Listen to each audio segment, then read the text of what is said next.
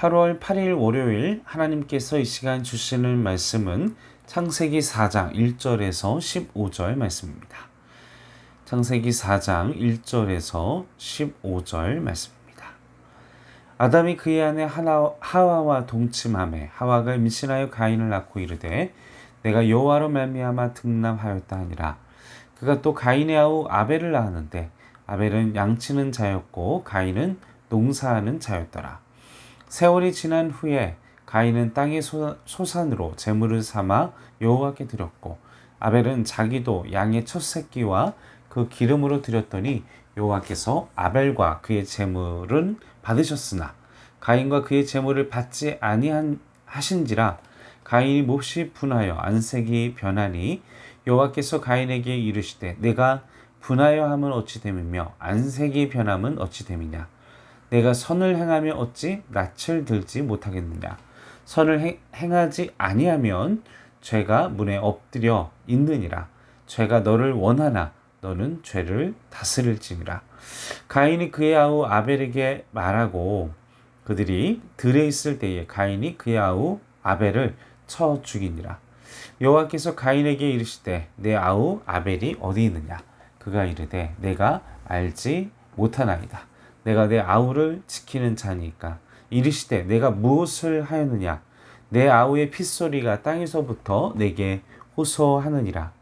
땅이 그 입을 벌려 내 손에서부터 내 아우의 피를 받았은즉 내가 땅에서 저주를 받으리니 내가 밭을 갈아도 땅이 다시는 그 효력을 내게 주지 아니할 것이요 너는 땅에서 피하며 유리하는 자가 되리라.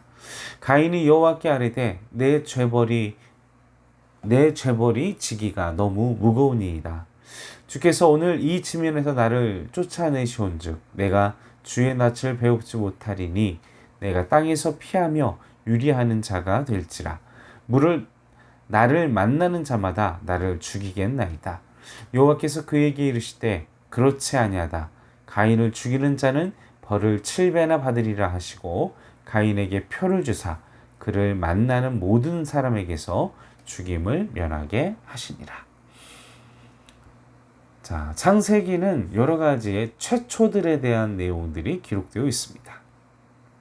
창세기 1장은 최초의 우주와 생명체를 말하고 있고 2장은 최초의 가정에 대해서 그리고 3장은 최초의 인간의 범죄에 대해서 말하고 있고 또 4장은 바로 최초의 살인사건에 대하여 언급을 하고 있습니다. 자, 창세기 저자인 모세는 첫 살인사건을 기록하기까지 불과 4장밖에 쓰지 않았습니다. 또한 창세기에는 여러 가지 대표들에 대해서 얘기를 하고 있죠. 아담은 인류를 대표하고 하와는 여성을 대표하고 뱀은 악의 존재를 예표하고 있습니다. 그런 관점에서 보면 가인과 아벨도 단순히 아벨의 첫째 아들 그리고 둘째 아들을 의미한다라기보다는 오늘의 말씀의 관점에서 볼 때 불신앙적인 사람과 신앙적인 사람, 다시 말하면 인간 중심적인 사람과 하나님 중심적인 사람을 대표한다고 볼 수도 있습니다. 함께 4장 2절 말씀을 함께 보겠습니다.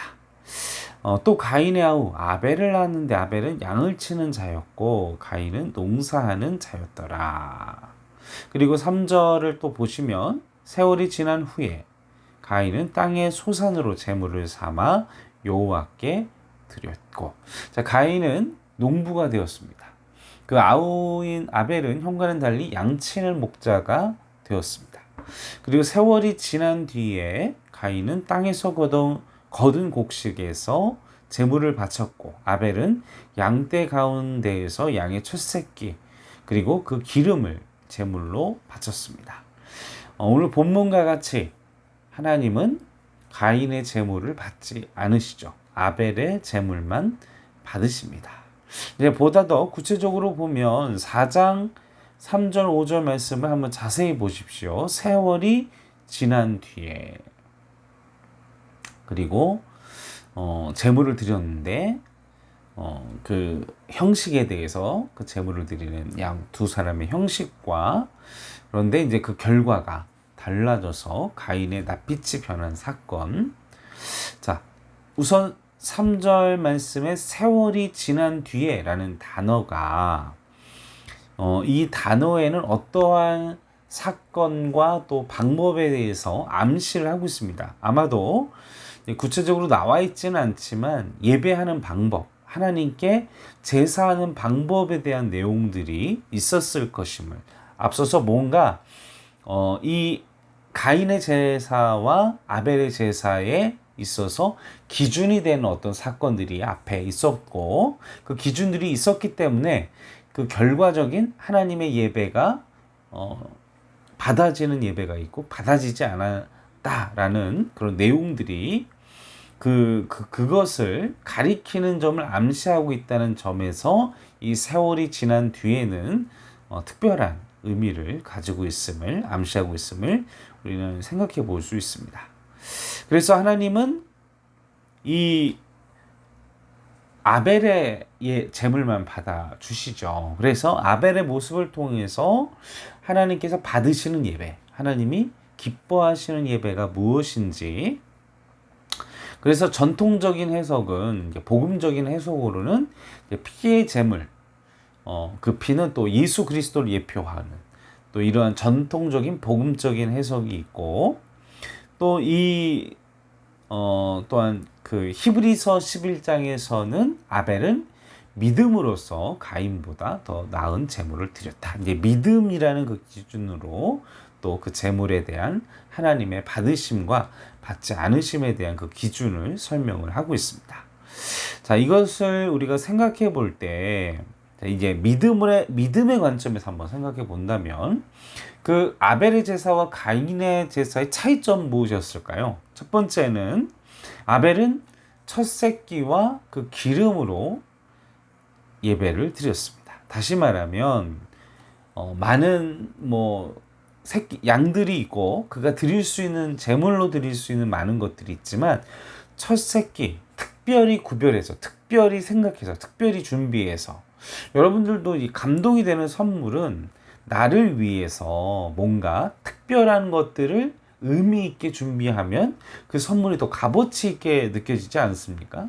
막 이렇게 1년을 맞이하는 생일 선물도 생일을 맞이했으니까 의뢰이 주는 선물로 주는 선물은 그렇게 큰 임팩트가 오지 않는데, 근데 뭔가 내가 필요하고 또 내가 생각했던 그 기준의 어떤 작은 한 점이라도 좀 생각해서 가지고 오는 선물들은 그 값어치와는 상관없이 너무나 귀하고 감동이 있게 다가옵니다.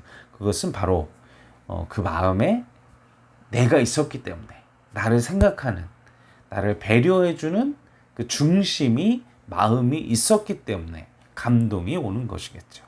아마 그것도 우리의 하나님께서 받으시는 그 예배도 아벨이 첫 새끼로 하나님 중심, 항상 하나님께 최선의 것을 드리고 싶고 뭔가 특별한 것을 드리고 싶고 그런 예배 중심적인, 하나님 중심적인 사람이라는 것을 우리는 생각해 볼 수 있습니다. 우리가 세상에도 두 가지의 부류의 사람들이 있죠.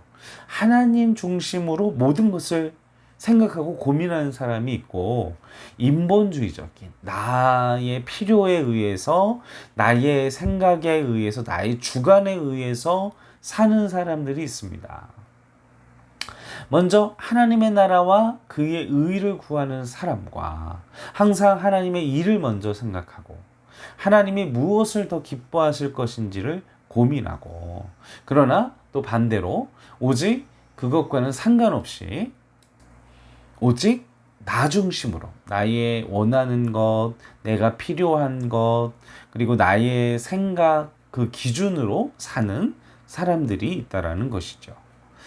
하나님께서 그 가인의 제사를 받지 않았다고 해서 하나님께 가인이 불만이 생겼고 또 동생에 대한 시기와 미움이 있었지만 어쨌든 그 책임은 전적으로 자신에게 있었다는 것입니다. 아벨 때문이다 이제 가인은 생각하고 있지만 전적으로 가인의 잘못, 가인 스스로의 중심에 아벨처럼 하나님 중심의 예배를 드리지, 제사를 드리지 않았기 때문에 그런 결과, 나의 잘못, 자신의 책임하에서 그런 일들이 벌어졌다는 것이죠. 두 번째로 그 차이점은 또 재물에 대한 어떤 그런 문제뿐만 아니라 아벨의 평소의 삶과 그리고 그 가인의 삶에서 그 삶의 모습 속에서도 차이가 있었던 것 같습니다. 아벨은 믿음으로 살았고 하나님 중심의 삶을 살았지만 가인은 삶과 제사가 이중적인 삶을 살았다는 것이죠. 그것이 어디에서 드러났느냐? 제사를 드릴 때의 태도에서 볼 수 있습니다. 아벨은 하나님께 앞서서 하나님께서 기뻐하시는 것, 또 아버지 부모님들이 하나님께 드리는 예물에 대한 기본적인 원리와 그 방법에 대해서도 분명 얘기를 해줬을 것이라는 것이죠.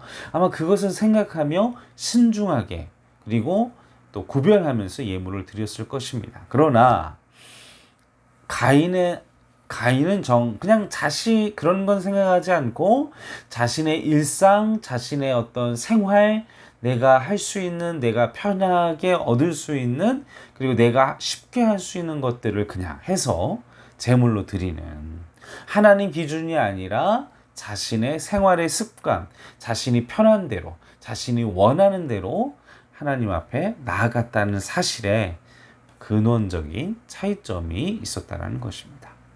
어쨌든 그 사건으로 인하여 가인이 가졌던, 그리고 어찌되었든 그 상황으로 인해 그의 마음속에 시기심, 또 경쟁심에서 불러일으키는 분노, 또 이런 여러 가지 복잡한 감정들 속에 그런 사건이 벌어지게 됩니다.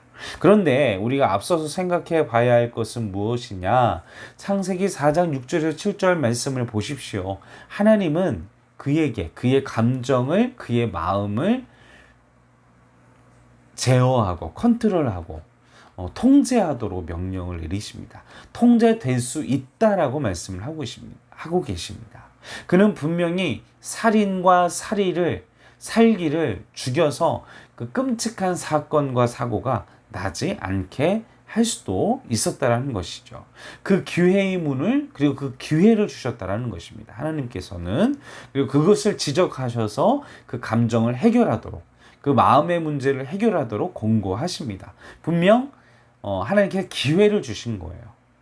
하나님께서 이게 다른 마음을 감히 내 앞에서 살기를 해서 즉결 처형을 하신 게 아니라 그가 행동하기 전에 그에게 먼저 기회를 주셨다는 사실에도 우리가 주목해 볼 필요성이 있습니다. 이와 같이 우리가 일상 속에서 이 여러 가지 감정들을 가질 수 있습니다. 여러 가지 감정들을 품을 수 있습니다. 그런데 우리가 그 감정을 털어내면, 그 생각을 털어내면 실행까지 가지 않을 수 있습니다.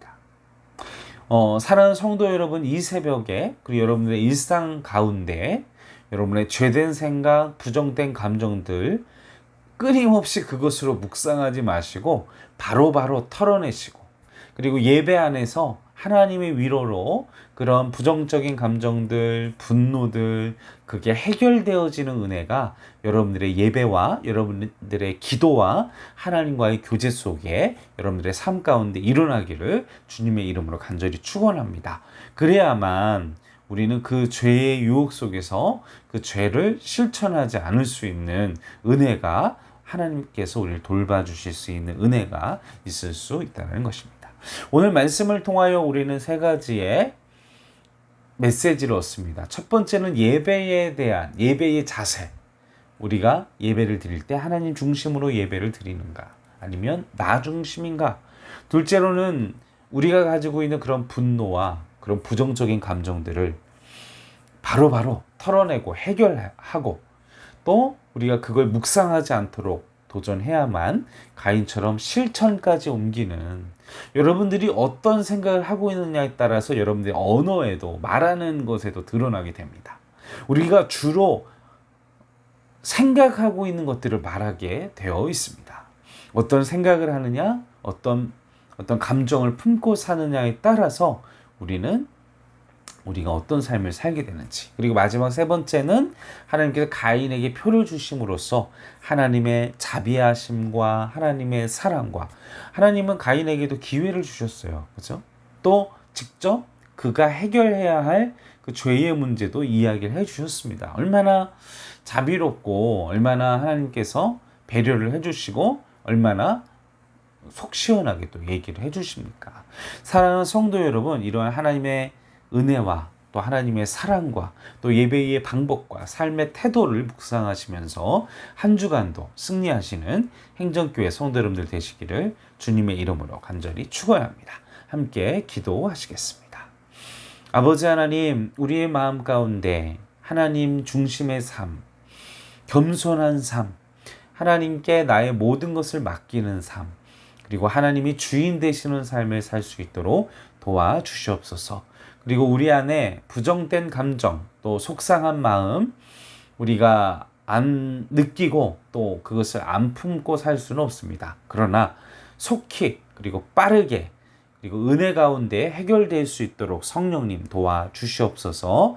그래서 죄를 실천하지 않도록, 그렇게까지 나아가지 않도록 주께서, 성령 하나님께서 지켜주시고 그런 모든 부정적인 감정과 또 우리의 연약함들을 성령 하나님 태워주시고, 또 내가 내 자신의 욕망을 부인하며 내 감정을 부인하며 날마다 십자가 안에서 죽는 참된 하나님의 백성, 하나님의 자녀가 될 수 있도록 도와주시옵소서. 또한 하나님의 그 자비하심, 끝까지 가인을 표하시고 그를 보호하시고 지키셨던 하나님의 사랑을 기억하면서 한 주간도 우리가 포기하지 않고 좌절하지 않고 승리하는 삶을 살아갈 수 있도록 도와주시옵소서. 감사와 찬송과 영광을 올려드리오며 우리를 구원하신 예수님의 이름으로 간절히 기도하옵나이다. 아멘.